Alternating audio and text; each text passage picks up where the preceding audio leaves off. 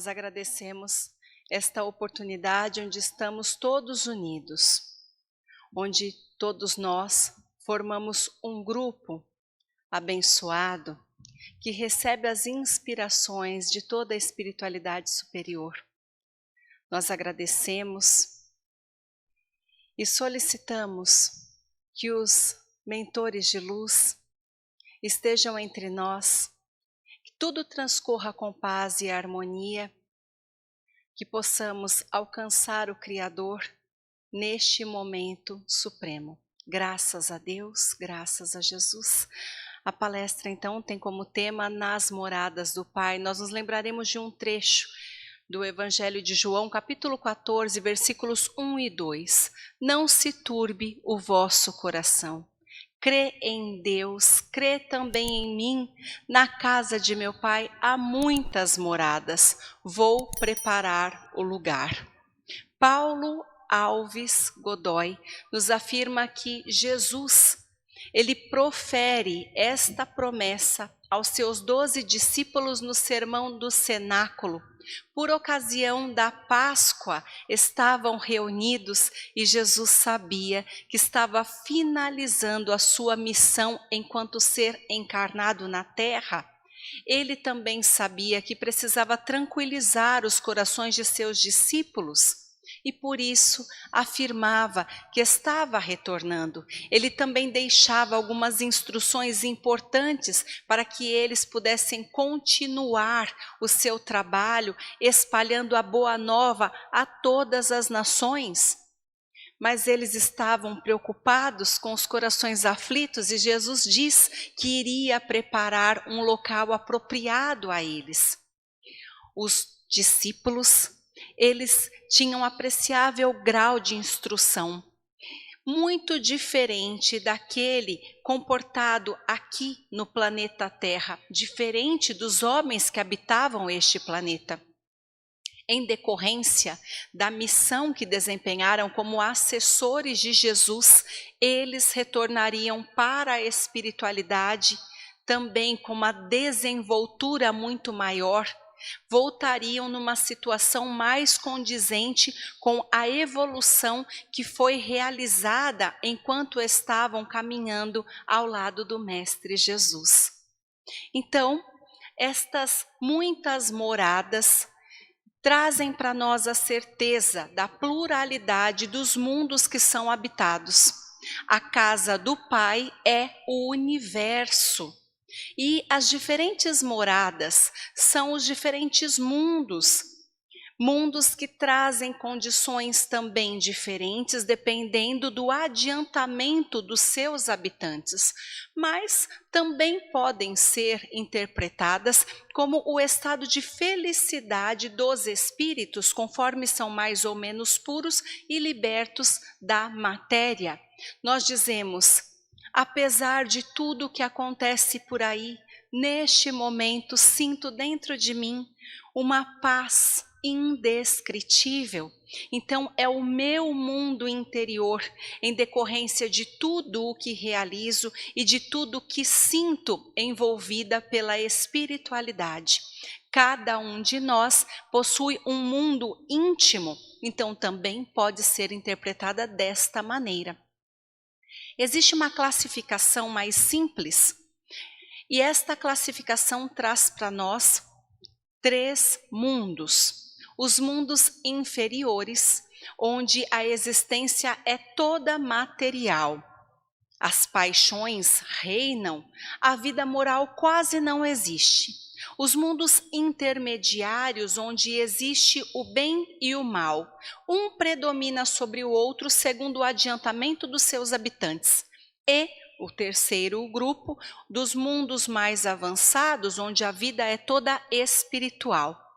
Quando o espírito adquire um grau de evolução, o máximo que aquele mundo poderia lhe permitir, ele vai para outro mundo, um mundo mais adiantado.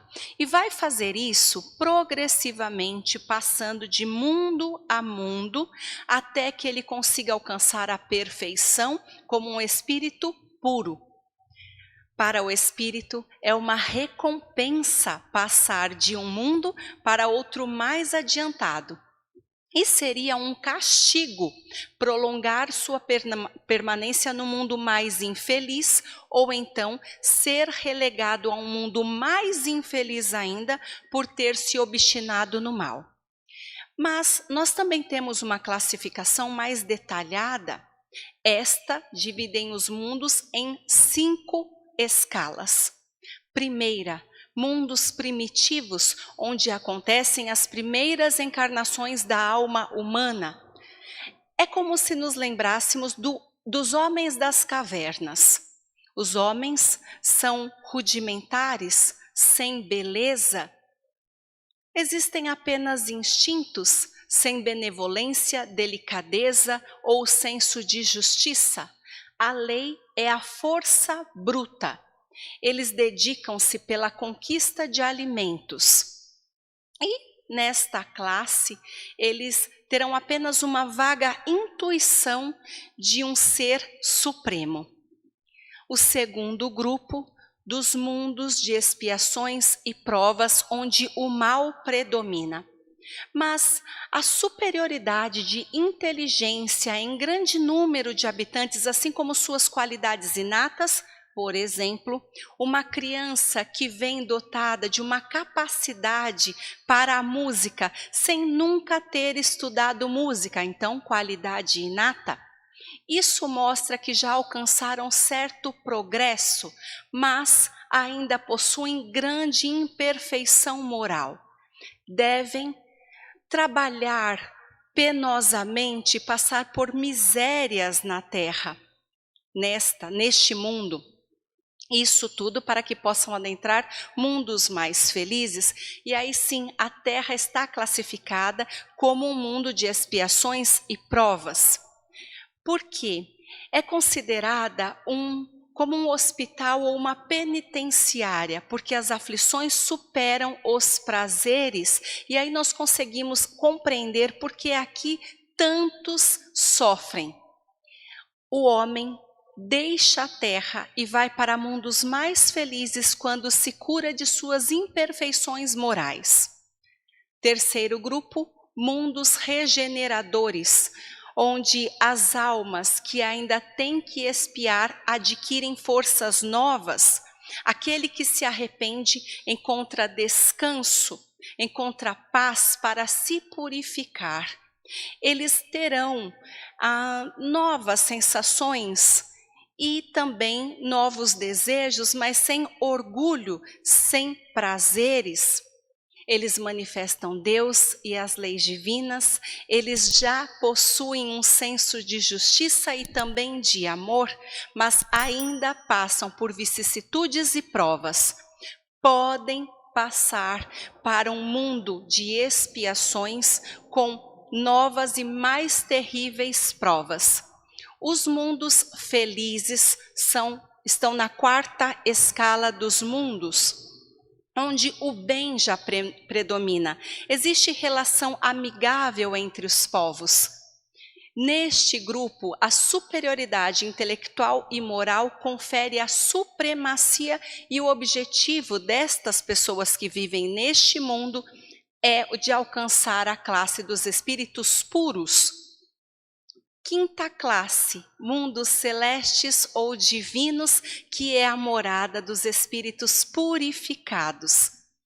Eles têm corpos embelezados. Nestes mundos, o bem reina. Nestes mundos, eles não passarão por vicissitudes, doenças ou deteriorações.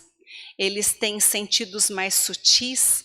A sua locomoção será mais rápida e fácil, deslizam como anjos, terão livre transmissão de pensamentos e lucidez permanente de emancipação.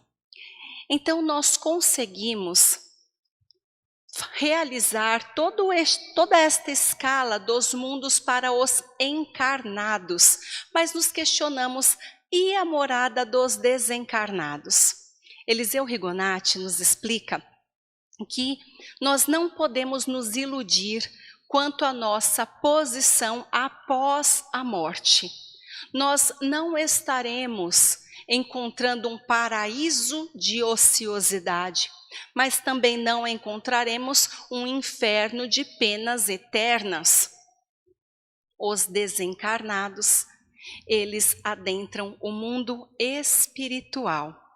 E estes desencarnados, eles são conduzidos para as colônias espirituais através dos mentores espirituais, que vão organizar a sua vida.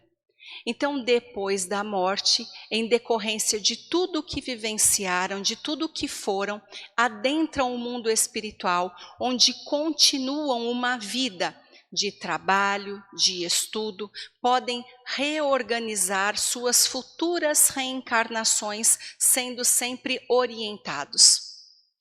A Terra, ela é circundada por um imenso número de colônias espirituais que são como verdadeiras cidades.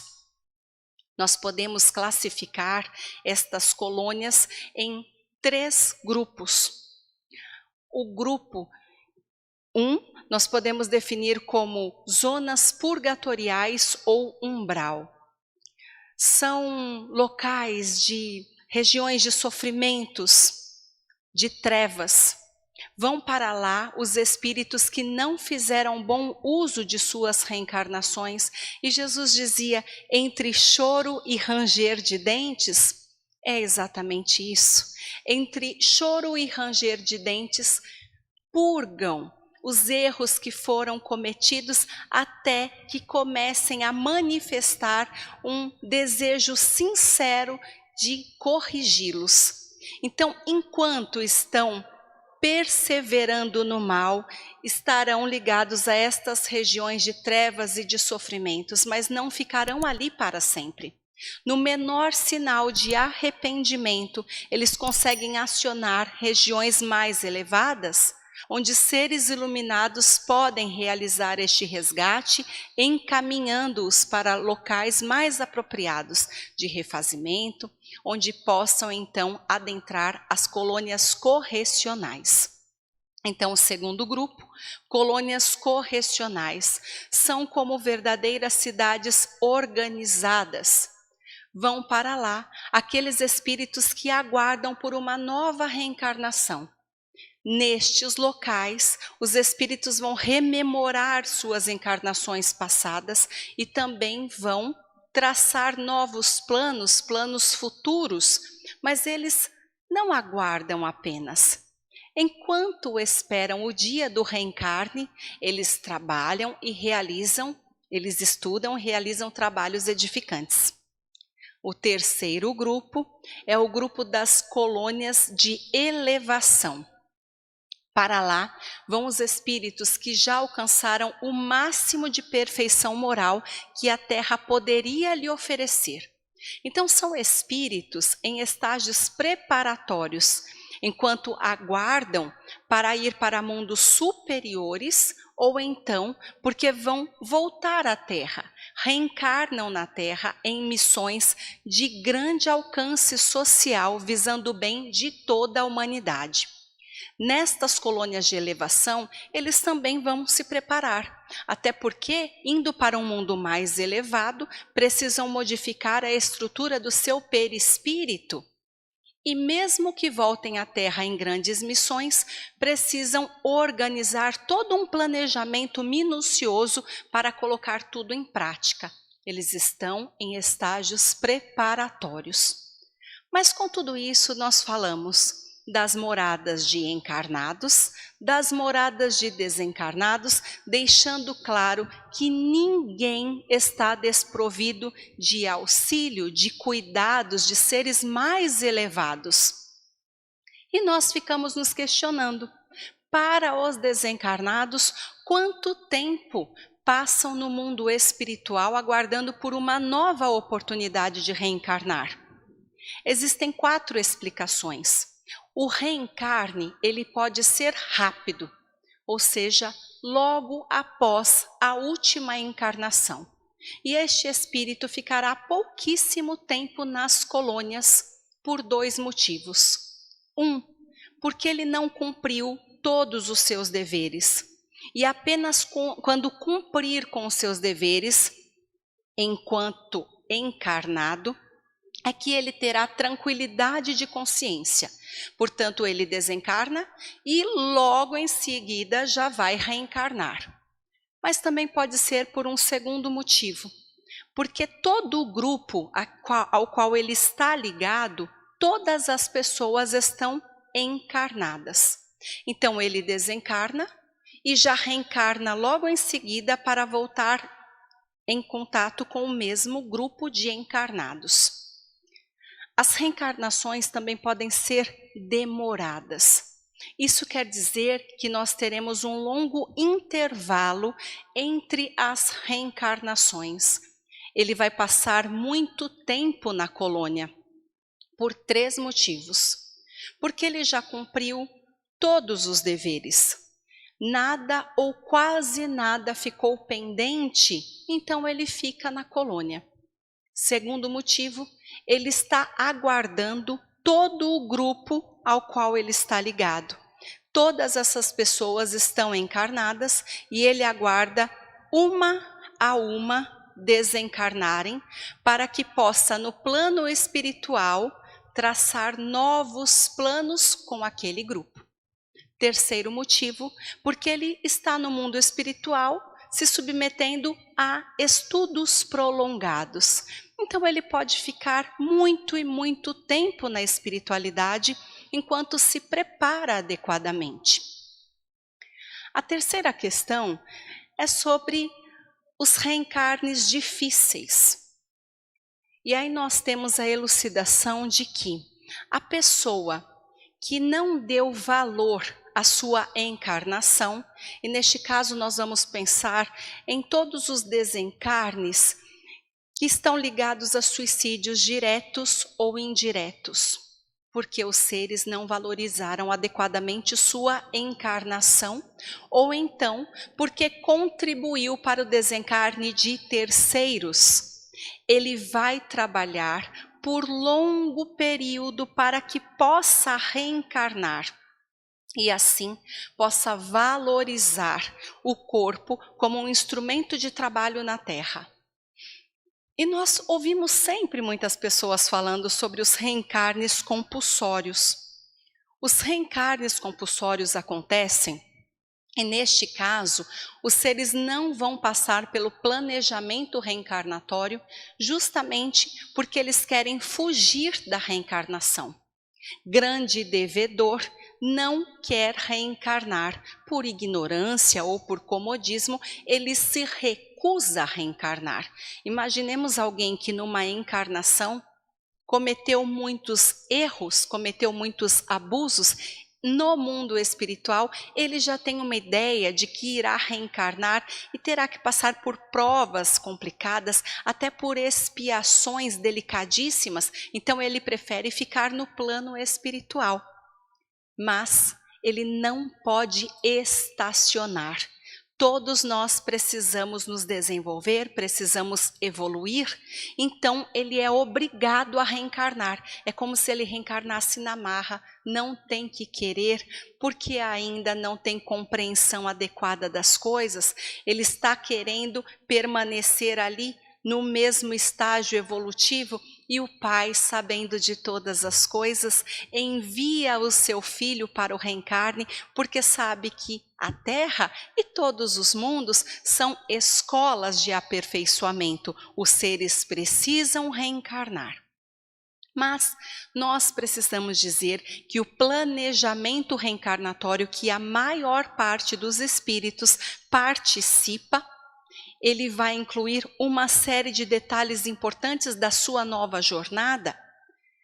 O planejamento reencarnatório quase sempre visa aprender tudo de bom e de útil, guiar para o bem aqueles que lhe forem confiados, sejam eles filhos, sejam eles alunos, sejam eles pacientes, sejam eles subalternos, todos aqueles que estão nos seus cuidados, sob a sua supervisão, todos eles devem ser bem encaminhados, também nós devemos fazer benefícios, independente da nossa situação enquanto seres encarnados. Nós devemos pensar em auxiliar o próximo, em fazer coisas que são representativas para a coletividade, seja no grupo familiar ou social, mas nós precisamos fazer benefícios às outras pessoas. Também precisamos eliminar os nossos vícios, desenvolver nossas virtudes, mesmo que eu só consiga eliminar um vício moral e físico por encarnação, mesmo que eu só consiga assimilar uma bendita virtude por encarnação, mas eu preciso me dedicar nisso. Por isso é tão importante o conhecimento de si mesmo para o melhoramento individual. Também sermos pacientes, humildes e resignados, aceitarmos a encarnação que o Pai nos concedeu, trabalharmos nesta vida com as ferramentas que nos foram entregues, sem queixas, sem reclamações, aproveitarmos cada momento de, meu Deus, cada atuação, cada ocasião, cada local onde estejamos inseridos para sermos seres de luz. E por último, nós devemos servir e perdoar. Devemos ser servos uns dos outros, fazendo tudo o que estiver ao nosso alcance para auxiliarmos as outras pessoas. Mas existem muitos de nós que deixaram questões mal resolvidas em outras existências e pode ter sido apenas com uma pessoa. Dentro do meu íntimo, ressentimento, mágoas, ódio, eu venho para perdoar uma pessoa, para pedir perdão para uma pessoa. E esta encarnação pode estar toda envolvida simplesmente neste objetivo: perdoar e ser perdoado. Então nós precisamos ouvir atentamente nossos sentimentos, prestar atenção no que estamos sentindo por todas as pessoas do nosso convívio mais íntimo, tendo a certeza se precisamos então ressarcir com aquela pessoa, eliminar estas mazelas do nosso íntimo, limparmos nosso coração com este irmão. Isso é o que está relacionado com o nosso principal objetivo reencarnatório. E por que é tão importante sabermos de tudo isso? Nós precisamos aproveitar ao máximo esta oportunidade de encarnação. Fazermos deste contexto de vida o melhoramento máximo, nos adiantarmos ao máximo, para que pouco a pouco nos tornemos seres perfeitos, podendo adentrar mundos e colônias realmente superiores. Questionando o nosso íntimo, nós saberemos se estamos realmente aproveitando esta ocasião, se esta vida está sendo vivida no último das nossas forças, se estamos aproveitando todas as ocasiões para sermos bons, para sermos sábios, para sermos justos, a exemplo do nosso Criador e do nosso Mestre. E desta maneira, sim, um belo dia, quando adentrarmos a espiritualidade, estaremos com a consciência tranquila, porque nós fizemos o nosso melhor com todas as oportunidades que recebemos de Deus. Eu agradeço por esta oportunidade que tive de me expressar com vocês, de estar ligadas a vocês, meus irmãos, em nome do Ser Supremo, do nosso Criador. E eu agradeço as benditas luzes que estão entre nós, aos seres de luz que estão nos enviando todos os pensamentos, as inspirações que nos conduzem por caminhos mais elevados. Agradeço por esta oportunidade de trabalho edificante, em nome de Deus. Graças a Deus, graças a Jesus, paz, e luz a todos. Gratidão. Obrigada.